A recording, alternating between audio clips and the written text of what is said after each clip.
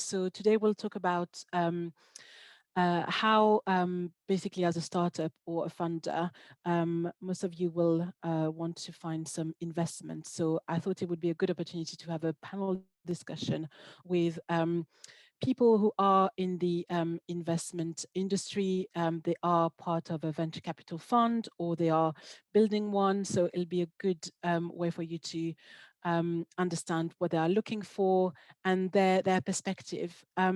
So to start, I just, would you be able to, all of you, so maybe we'll start with Caitlin, just to introduce yourself, tell us what you do, and as well in what capacity you're coming in today.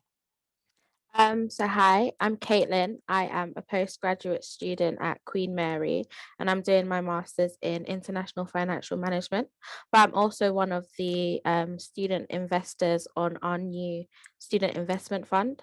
So we're a team of about 13 students. So we're all in the School of Business and Management, but some of us are postgrads, some of us are undergraduates, and we've been essentially helping start this social venture fund. So we're looking for student investors or recent graduates who have their business based in London, and alongside people who are in the industry and our mentors, we are essentially assessing businesses who have a social, who's like doing social good is at the core of their business. And then we're kind of like assessing who's kind of a strong business. And then we have like a massive pitching event. So we had one in December, we're going to have another one in June. And then we choose who we would give £15,000 worth of equity funding. So yeah. Great. Thank you very much, Caitlin. And we'll dive in a bit more in depth about the fund itself. And Alina, would you like to tell us a bit more about yourself? Yeah, sure. So I work for a private equity firm in the operations business, investing and called Marlin Equity Partners, who invest in B2B SaaS businesses.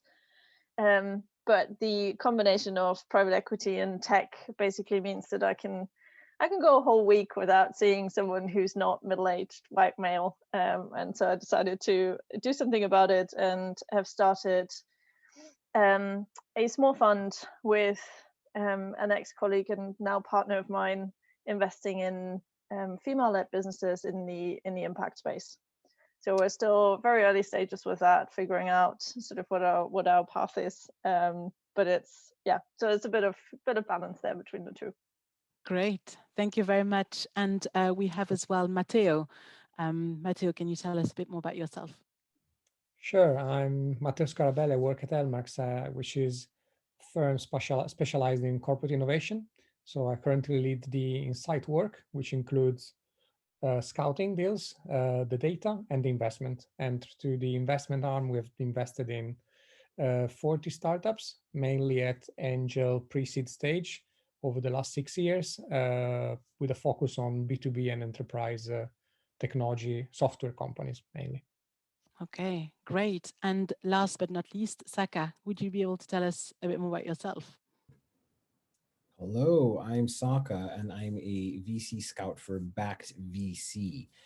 My role is pretty much to find good and new, interesting opportunities, and hopefully, make a decision on who we should invest in or not. The fund I work for, I scout for on behalf, looks at really multiple sectors, so it's agnostic, but mostly within the early stages of their journey. Some that have a little bit of traction and just need a bit more fire to get to the next stage. But really excited to be here, and I'm excited for this conversation. Great. Thank you very much all. And just to get us starting on the conversation, you each of you work for a fund that is quite specific in terms of the type of startup they are looking to invest in. So I'm just curious to know why, what made you interested to work or to be part of this fund, or to set up the fund. So I know, Elena, you touched on that when you asked in your introduction. Could you tell us a bit more about that fund and that gap that you found?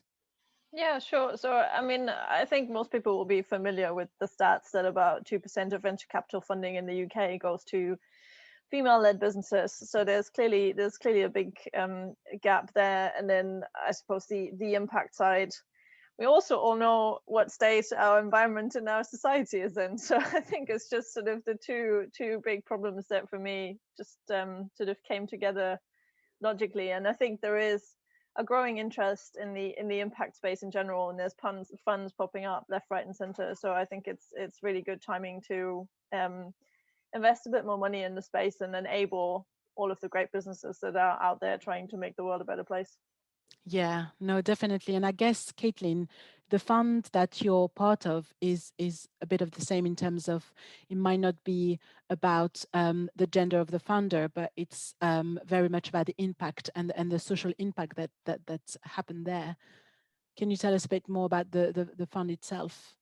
Yeah, so we're essentially scouting student startups. So anyone who's like a current student, bachelor's, master's, PhD, or recent graduate, so who have graduated within the last 3 years, who have a business based in London. So you don't necessarily have had to go to a London university, but your business, its main operations have to be in London. So that's like our main target that we're seeking to invest in, and they have to have a social impact at their core. So it can't be like a byproduct. So if you're doing something and as a byproduct you're making the world a better place, you actually have to be actively trying to make, the world a better place with your business. And that's what we're essentially looking for. And what made you apply or work or wanted to be part of that fund? Quite interested about what your personal motivations were behind getting into that venture. So I've always kind of been quite entrepreneurial. So I used to get involved quite a bit in the enterprising department at my undergraduate university. And I've always wanted to kind of have my own social venture essentially. So I thought this would be a perfect opportunity to kind of learn about kind of see it from the opposite end. So as opposed to being someone who's interested in having their own social venture, what about the other side? So what do people look for if they're wanting to invest in my business, for example? So I thought it would be a good opportunity to kind of see what kind of things makes a good pitch, what kind of things makes a good slide deck, what kind of things make someone thinking, yeah, this is a business that I really want to work with, and then hopefully use that skill set to apply that to any venture that I go into in the future. And also thought it would be a good opportunity to meet like-minded people as well, so like-minded students. So that's the main reasons why I applied to the fund. That's great. That's a clever move, going into the investor mindset. So then, when you need some investment, so well done. And Saka, can you, as a scout for Backed VC, why made you choose that fund specifically? I'll be quite interested to know. Yeah, sure. So it's for a few reasons. The first is the fact that they've built a community around their fund so people can get involved even beyond the direct investing side of things. So we have subject matter experts or people that are good at media or all the other things that are accompanying a venture capital fund. So that's one of the reasons I joined. Number two, the caliber of people that I'd interact with at this fund. I went on LinkedIn, just took a look and saw what they had done. And I saw, I thought to myself, wow, these are really smart and ambitious people. I knew that just being amongst them, I would learn so much more than in my regular day job. And then number three is the fact that they are sector agnostic. So they're looking for great companies that they can invest in, regardless of where they're coming from. And so I thought that was interesting because I could learn best practices from the different industries and apply them in either my regular day job or in a particular, startup that I'm interested in. So, learning from people and different industries and being part of this community are the reasons why I joined. Great. No, they sound. I really like the fact that they are across the sectors. I think that's a really in really interested way of doing. And as well, there's quite a lot of report and research, the fact that the more I think a lot of the businesses maybe can learn from that as well. So that's really interesting.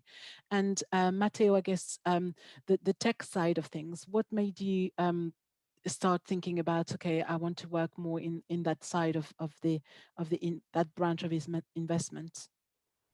Yeah, I tend to get bored very quickly. So this is something always been there, like since uni and the early jobs. So I when I saw the opportunity at Elmarks, they were looking for someone with a background in investment in startups, someone in background with working in startups, and someone with background with experience in corporates.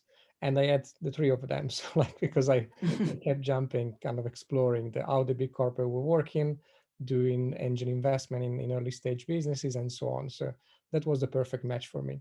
And because our chairman is a serial entrepreneur turned basically investor, he sold three businesses before founding Elmarks. I thought what a best teacher I can find for growing further in my career.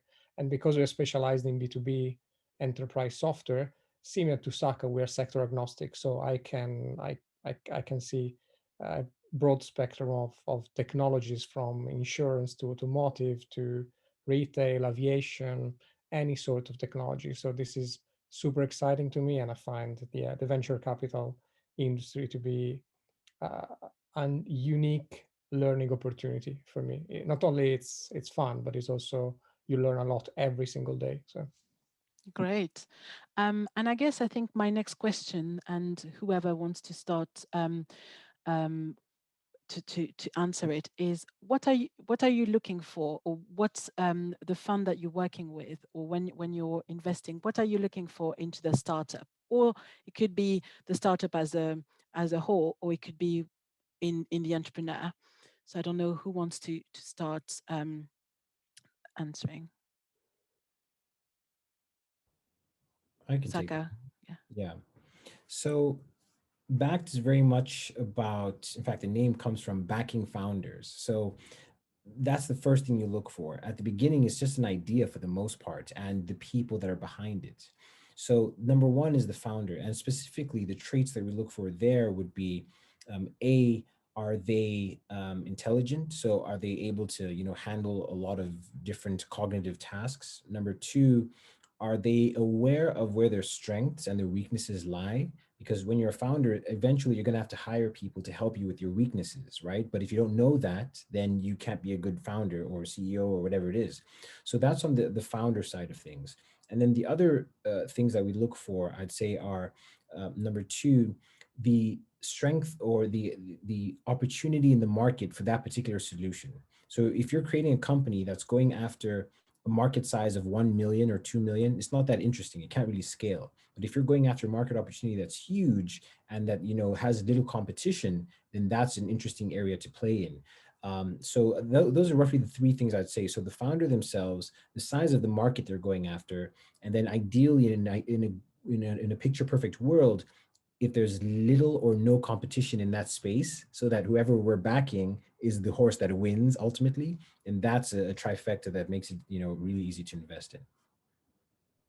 Great. That's really interesting, and I think that's really good to know. And Alina, I guess because your fund is really early stage, and I remember when we talked before, it was really very much at the family and friend stage. So just wondering how, yeah, how do you choose who you want to work with, or how you want who you want to invest in?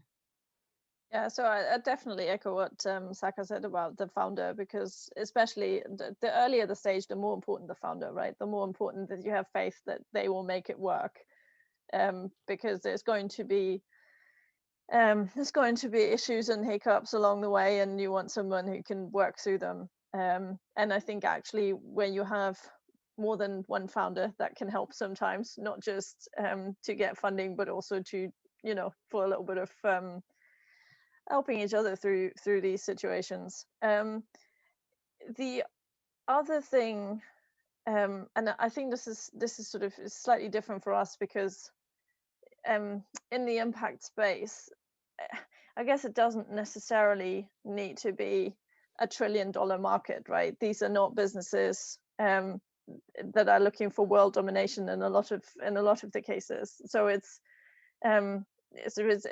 not looking for potential unicorn so much. It's it's a slightly different approach. So I think I would almost turn it around and sort of put it on the founder and just ask them to be really clear about what the ambitions are for their business, where they want to go, and then pick their funding accordingly, because a lot of businesses might not need a £1 million VC check, right?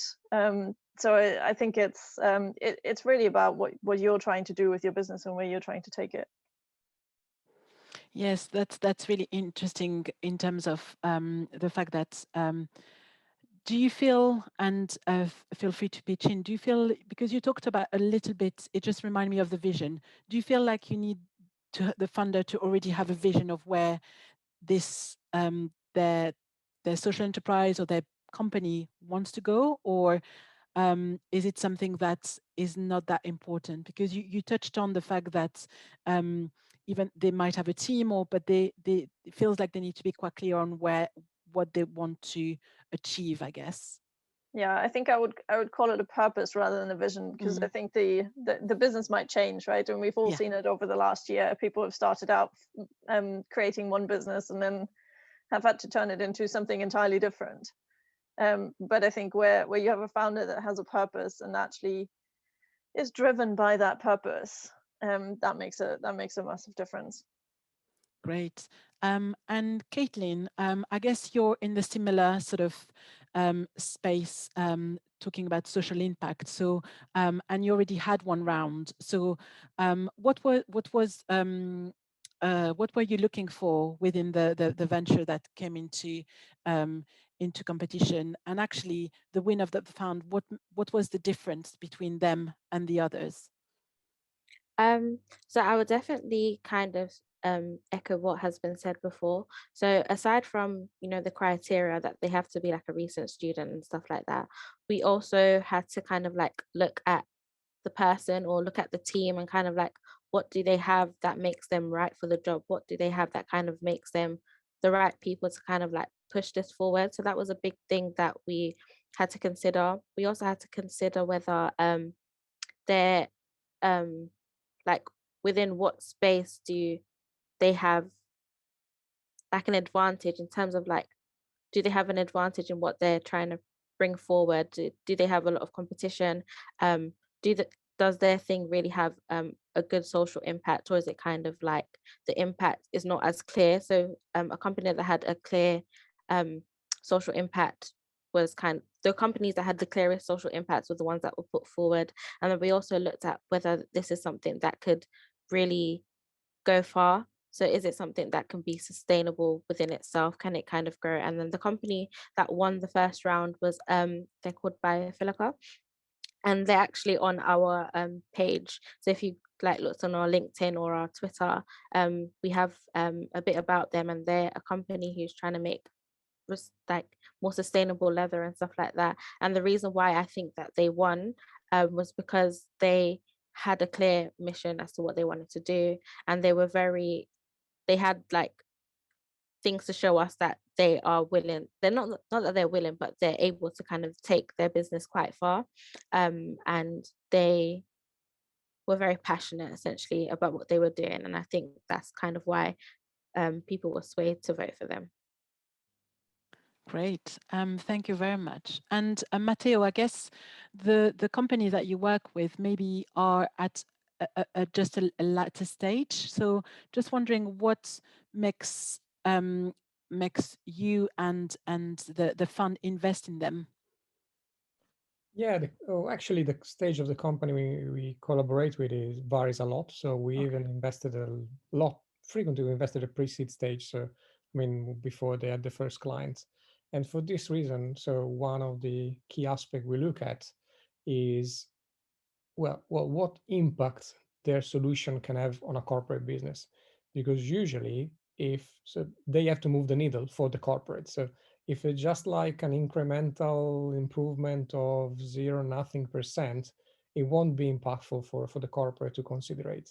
And even if for them could be a nice business to, I don't know, monetize £1 per user per month or model like this, if it's not adding value to the corporate or making significant saving for them, this is not uh, this is not going to be successful. So this is the probably the first thing we look at, and then I can only echo the previous comments about the funder, and for us we have a lot of time to look at the founders because sales cycle for B2B are much longer, so we are not kind of confused by we got users, we got social media traction, so you either got to deal with a corporate or not.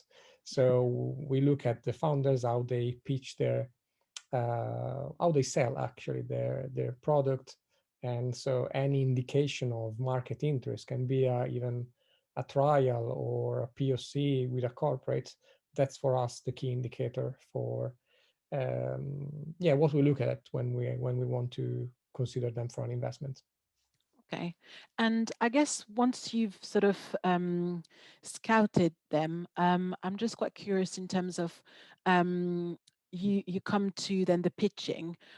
What tips do you have for any startups or funder who wants to come at a pitch to a fund? What would be your tips and maybe some of the mistakes that you can you see, but then anything that would make them overcome those mistakes, I guess.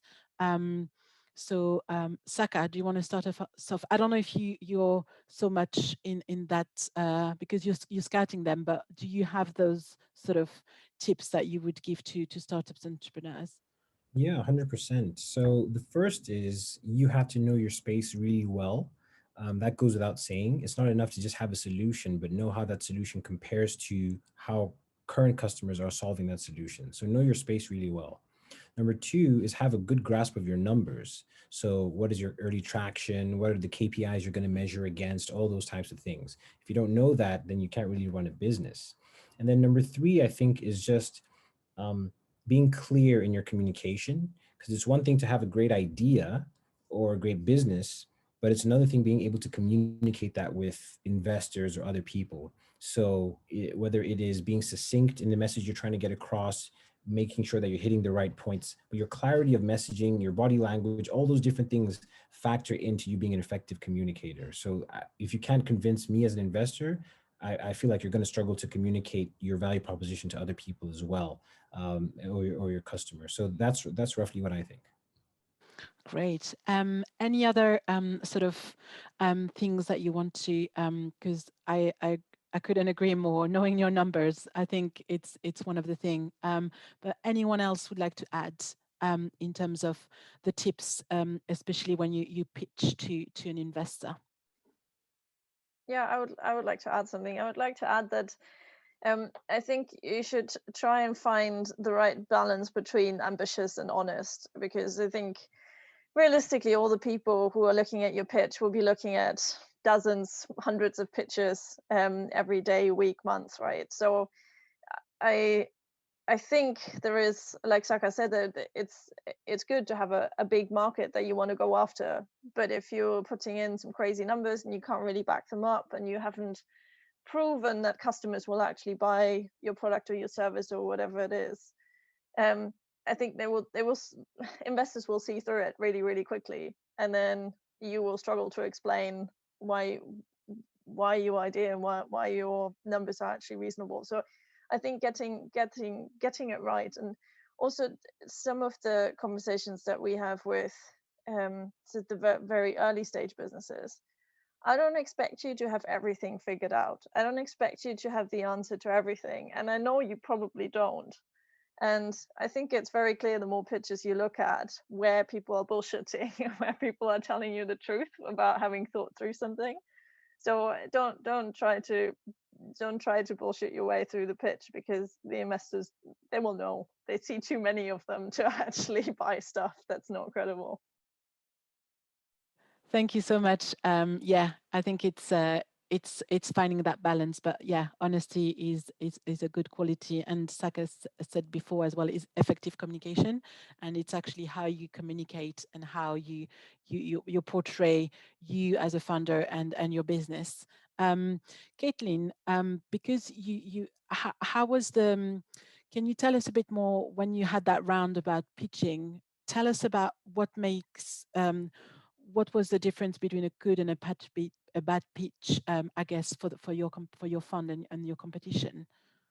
Or any tips that you would give to the people that would apply to the next round?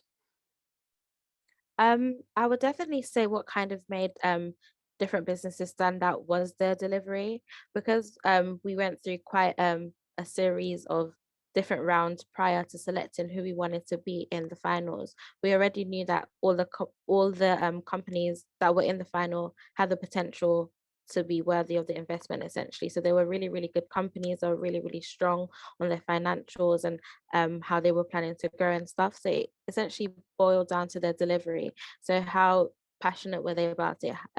How well could they answer the questions that were thrown to them, and how well could they answer the difficult questions that they probably weren't expecting, and stuff like that. So it really showed that who really knew their business and who was really passionate and who was regard and you could see who was, if they didn't win the 15,000, would they still kind of keep pushing. And I guess it's all about, yeah, that dedication and drive, and kind of showing that to the audience is what kind of made certain pitches stand out against others.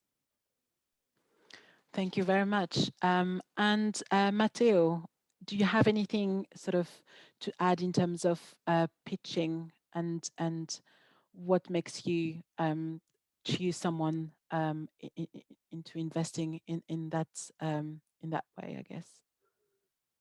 Yeah, there is some background noise. So, I mean, if you want, I can reply, I can answer in a couple of minutes because there's another Oh, call, don't worry. in another Don't worry. room. If you want, it's gonna No, be it's gonna be quick. Otherwise, I can try now and then you're gonna cut. So, like, but basically, my pitch feedback about pitching is actually the opposite of what Alina mentioned earlier. So I think I met a lot of founders saying, "Oh, I met an investor, and they didn't get what I'm pitching." So I think uh, in startups shouldn't assume VCs know more than they do about their market and the product. Actually, it should be the opposite. So you should know more than your investors, because that's the reason why they're giving you their money. So to run a business. So and I think it's complementing what Alina said, but sometimes there's the opposite of exaggerated expectation from founders. Oh, I go to a VC and they're genius; they're gonna make my business perfect or something. It doesn't happen. So,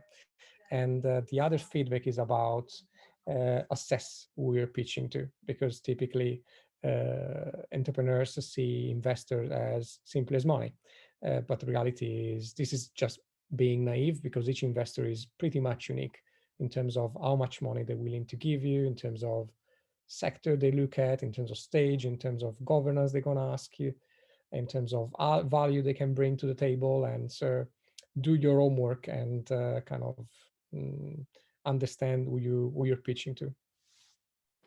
Thank you. Thank you very much. And actually, it's touching on the next question in terms of a lot of people, or I think a lot of startups might think about investment as just money, but what else does the fund bring? I guess in addition to the money and to the financial, can you tell me a bit more about what relationship then it comes in once you've backed and funded that startup or funder. So, Saka, do you want to start us off? Yeah, sure. So there are a few different things. I think number one, because a venture fund has likely seen multiple scenarios, they can help you out with shortcuts. So instead of you going through all the trials and tribulations of a typical startup, they can help you bypass a lot of that based on their experience. So in an advisory capacity. So that's number one.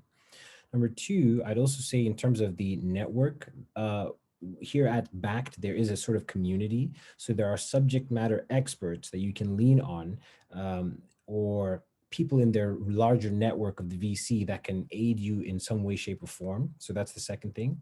And then third as well, I'd say um, the fund can help you in terms of credibility to a certain extent. I know that sounds a bit, whatever, but the truth is, if someone says I'm funded by Sequoia Capital or A16Z or whoever it is, it gives you credibility, and you can walk into another meeting with your head held high with confidence and all that kind of stuff. So I think that's something else that they allude to.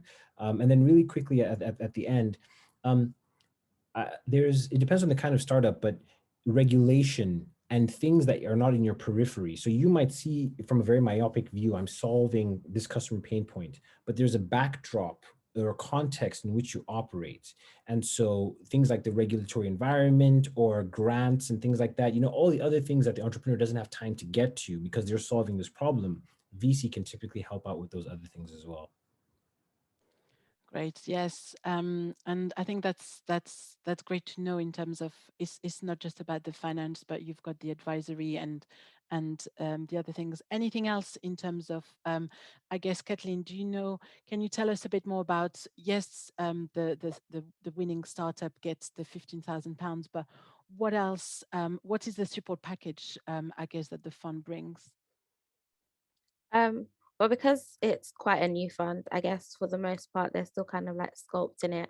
But for the most part, the winning founders, we kind of want to like incorporate them into QM's network essentially. So we have a huge enterprise and department to kind of like bringing them into our network and kind of hopefully finding people within our network that can help them with specific parts of their business. And not also that, but not only that, but also kind of like an opportunity to showcase your business. So for example, the winning organization from the last round, they're helping to promote a series of forums that we're hosting. So they're that's an opportunity for them to like again speak about their business to a wide range of students, and hopefully that can obviously gain more attention to the business. So yeah, we're really trying to incorporate them into our network. So that's just one example of how that's been done. Great. And Alina, as well, because you're quite an early fund and a small fund, and yeah, I'll be interested to see what's sort of aside of the finance, what the fund brings. Yeah, so I mean it's all of the above. Obviously, the only two things I would add to that is um, we very often have discussions around the strategy with the businesses, helping, being a bit of a sounding board, helping them play through different scenarios and sort of what could go right, what could go wrong. And just because if you are in this business day in day out, you're so close to it. Quite often you can't see the wood for the trees, right? So it's being a little bit like that that independent sounding board for the founders. We we always say that we're a bit of a shoulder to cry on as well, because things don't always go right. So we'd rather have a really honest relationship with the founders that we support. And so it's that aspect as well, which I know is different for fund to fund and depends on the relationship a lot. And then the final thing that I would say that should apply to every fund is also not just the network that the fund can bring from their experts and their network, but also putting you in touch with the other founders, right? Because a lot of businesses go through the same issues, and so just having access to other founders, I think can be in that same cohort or whatever the format is. I think can be super valuable as well. And I guess just to go on to that sort of um, relationship that you've got with the funders, do you is it always sort of, I guess maybe not, but smooth sailing, or as in any relationship you can have ups and downs, and I'm just quite curious to see how does that work within a relationship where you've got some finance and equity in. So I don't know if you have any examples or any experience in that, and how that's been worked through. Well, I think a lot of it is a bit of a coaching relationship, right? Where you don't give them the answers, but you have the kind of conversations that let the founders get to the answers they need to get to. Um, I think obviously it's never just smooth sailing. There's ups and downs, no doubt about it. But like I said, we'd rather have an honest conversation, and the honesty goes both ways, right? If we think something is not going right, then we should have the relationship with the founders to discuss it openly, and vice versa. So it's like any good relationship. No, I guess yes. And Matteo, I saw you smiling in that. So did you have any experience or any sort of experience on that sort of relationship? Yeah, as Alina mentioned, it's a constant balancing of different styles of interaction with the founder. So I mean, and you have to be quickly and assess the situation and the context, and then you might have to shift from your, I don't know, some days you have to be hands-on, the other day you have to simply be the cheerleader, some other you have to be like looking at the numbers like an accountant, some other days just like, oh, let's celebrate on the social media and just jump on the train of celebration because they got a client, even if you did nothing, but you're gonna retweet them. So like it's about understanding the situation. So but it's never easy because when um, tendency for the from the entrepreneur is whenever everything is going well, it's their merit, so they don't reach out. And when everything is going badly, they don't reach out because they don't want to tell you. So,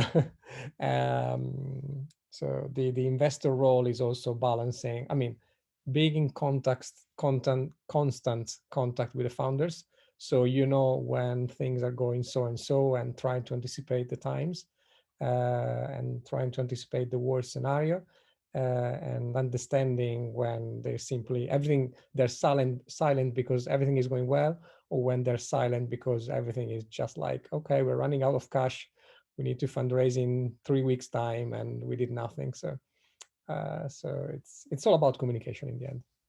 Great. That's and I guess just a question on uh, how would you, in terms of valuation, especially some of you work with really, really early stage, do you have any tips on how you could value the startups, I guess, or as a funder, especially if you get some investment against some equity? Would you have any tips on that? Because it's never easy to, when you're pre-seed or you had some traction, but not that much, to evaluate what's the, yeah, to value your company. So any tips on that? I don't know if any. Matteo, would you like us? I'm Yeah. happy, yeah, I'm happy to jump on this one. So um, the advice, and I'm trying not to be biased as an investor, but the advice is not to push your valuation too high, because the higher you push it, the higher will be the expectation from the venture capital, especially if you're going for institutional venture capital. So their expectation will be to return 20, 30 times the investment. So meaning if you set the valuation at, let's say, 5 million, you should aim for an exit of around 100 million. So, and not every business is ready for that jump. While if you say you set a valuation about 3 million, just examples. So at 3 million, I mean, you could do well with a 50 million valuation, which is half of the previous one. So and it's still giving a good return for the investors. They will be happy. They can pay back their own fund. They might reinvest you in the next business, and you're still making good money. But because you make the money at the exit, not when the investor is putting money in your own company, I think, uh, yeah, I think is you have to resist the temptation to be, let's say, greedy at the wrong in the wrong moment, because you're not getting rich when people put money in your company, but you're getting rich when you sell the company, when there is a liquidity event. So I'm much more, when we advise our portfolio companies and even other companies, I always suggest to bring on board the right investors. Usually the valuation comes second, so, or third in order of importance, but it's much more important having people who are supporting you, believing in you, and adding value for what you're trying to build, rather than getting in at the right valuation. Because if it's going to be big, you're probably going to return 100 times the investment, so it won't really matter. But if you're not going very big, starting small can make a difference. It's pure mathematics. So Great. That's really good advice. Any other tip or experience that you had in terms of valuation of a startup? Yeah, I'd like to give my thoughts. I won't speak to numbers specifically, but I'll talk to what you can do to improve your chances of asking for a higher valuation. And those are, number one, if you as a founder have experience in that space, or some sort of collateral that you can show, whether that you've had an exit before or something like that, then you have a reason or justification to ask for a higher, valuation, right? So the founder themselves, more experienced, have maybe some accomplishments they've done in the past, an exit or something like that. So that's the first primary bucket. And then the second thing is, if you have some traction, right? If you say we have 10,000 in monthly revenues or 200 in monthly revenues, that then it gives you something to say, that's why I'm asking for this valuation. But if you don't have either of those two, then I think Matteo makes a great point. You kind of look a bit foolish asking for high valuations without anything to back it up. Great. And I guess in the impact space and the social impact, what's how yeah how do you how does that work with valuation?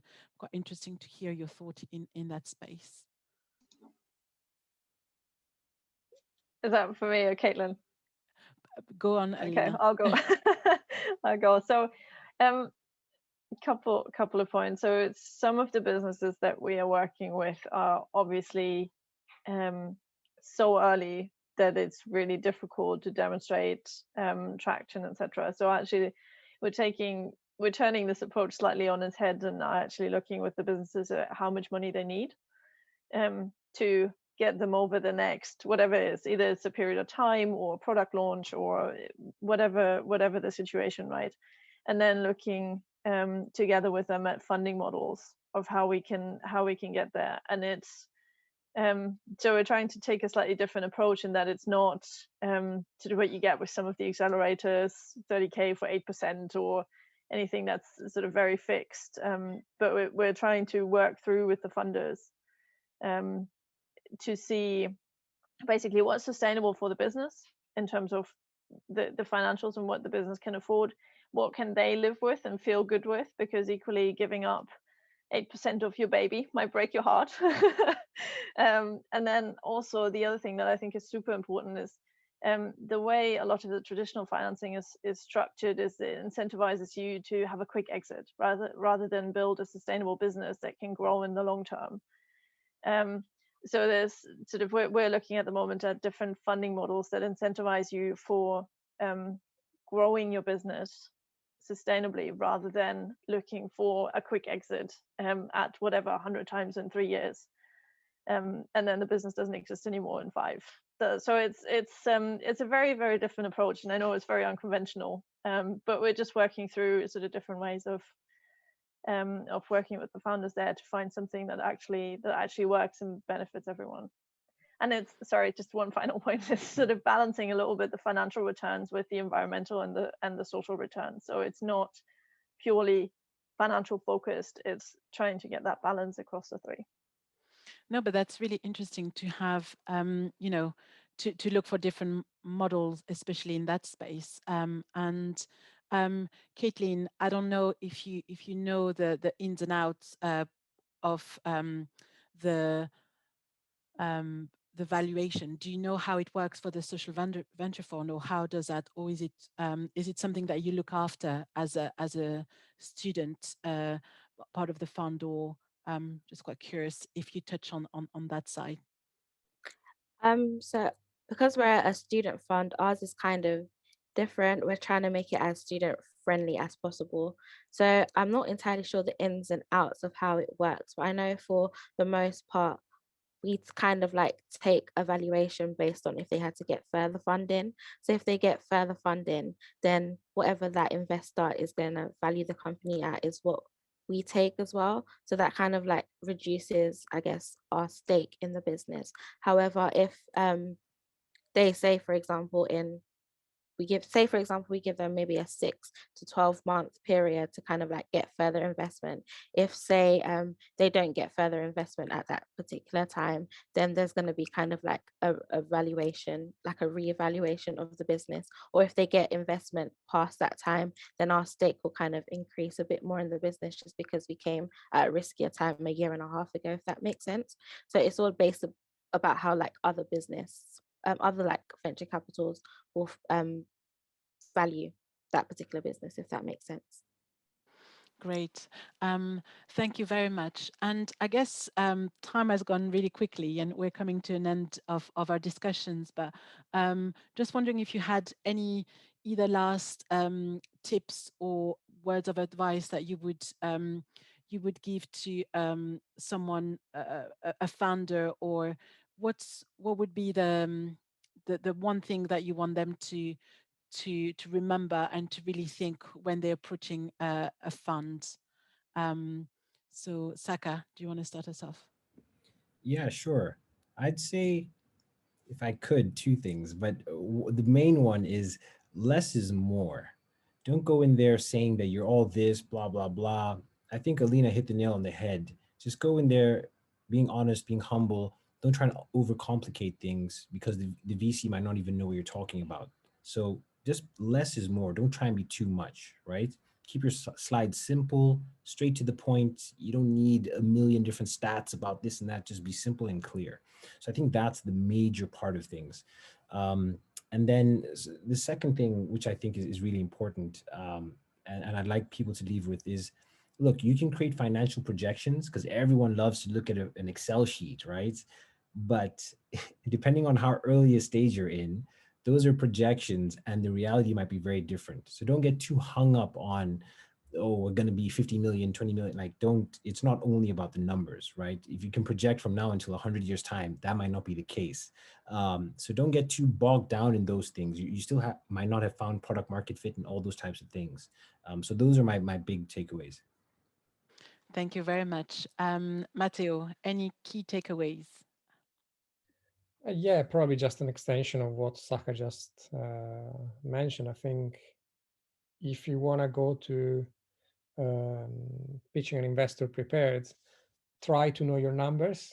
If you don't know your numbers, probably you're either not ready to pitch them. So, and again, I'm not saying 5-year plan, but at least knowing what is the lifetime value of your customer, how much it costs to acquire him. And I mean, already knowing these two numbers means you're already in a very good position. If you don't know them yet, probably you need a bit more preparation or a couple more weeks, or do some more surveys or something like that. But yeah, less is more. Probably super aligned with Saka. Yeah. Thank you very much. And Caitlin, any last word of advice? Especially you've got a next round in June. So I guess for anyone who would like to apply to the fund, any tips or any advice you would give to them? So yeah, I would say if anyone's interested, then definitely look into the fund. Our deadline for this next round is the 11th of April. Um, and I would definitely say that to kind of like make an impact when you're applying for this particular funding is to make sure that again you do know your numbers. You kind of know like the ins and outs of like where you're at now and then where you kind of want to go. As the people who show that they know where they want to go typically kind of like make it further through the competition. I'd also say make sure that you make it clear what your social impact is. So what is it that you're trying to do? What is it you're trying to achieve? And how have you gone about that so far? And I'll definitely say another thing is to maybe um, showcase why you and your team are the best people to carry out this particular task, or are the best team to run this business. And yeah, that would be my tips. Thank you. And Alina, especially so you're as well early stage. I'm quite interesting to see or to know your advice for someone looking for sort of family and friends investment. Hmm. Yeah, I'm gonna go a bit controversial again. So my first advice would be to actually sit down and think really hard and be really honest with yourself on whether you need funding, and if you do need funding, how much. Because there's this myth out there that, there's you get to the certain stage and then you need to raise hundreds of thousands, and then you get to the next stage and then you need to raise 1.5 million, and then but a lot of businesses just follow that blindly, right? All they're trying to do is, let's say, hire 2 salespeople who within 3 months will pay for themselves if they're good. So they don't need 1.5 million to do that, right? So it's the be honest with yourself on what you actually need. And then the second second point that I would like to make is going back to this relationship point, right? That you don't start a relationship with just anyone. You actually ask them some questions too. So I would take the same approach here, because realistically, you're going to spend a decent amount of time with your investors. You want them to be able to help you out as well, because you don't just want the money, you want all of the extra perks that come with it.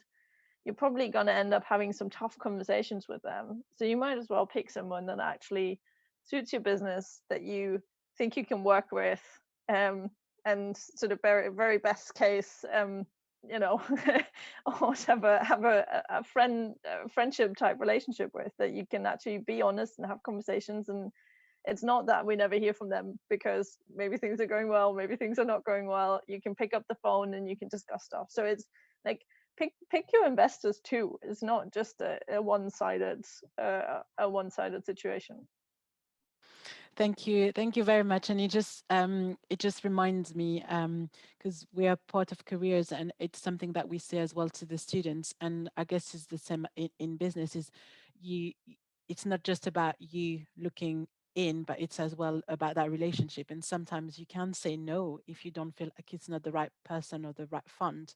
Um, Depending on where you want to go and what you want to do. But as you've all mentioned, it's a relationship, and that relationship will go for a certain amount of time. So it's important that it's the right person on both hands. I just want to say really massive thank you for being here and spending that time with us today. And Yeah, thank you very much for your insights and your advice, and I hope all our viewers will have taken some of your valuable experience and advice.